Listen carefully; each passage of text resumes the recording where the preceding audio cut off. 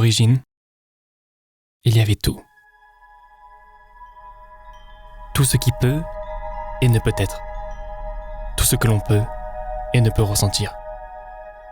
De la matière, des sens et des émotions. Partout.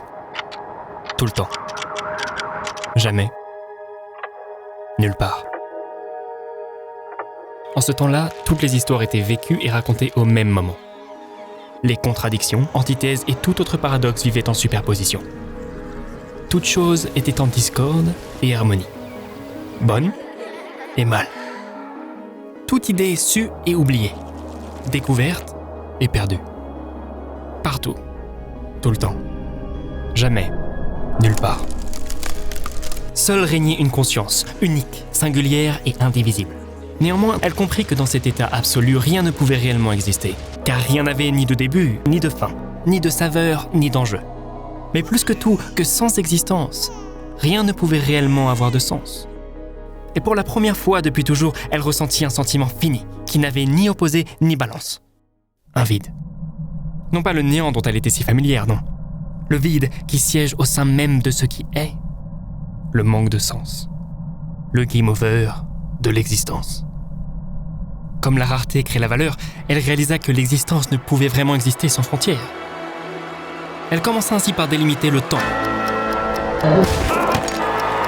pour que jamais n'ait pas lieu tout le temps. Puis entreprit le même travail avec l'espace et la matière, afin que nulle part ne soit pas partout.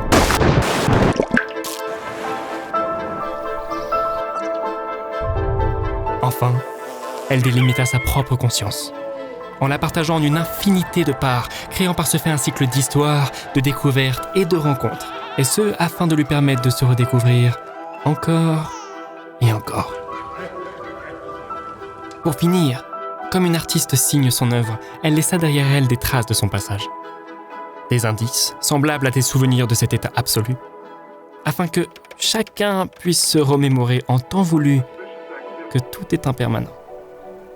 Et que par conséquent, chaque chose peut et doit définir et redéfinir sa réalité et le sens de son existence.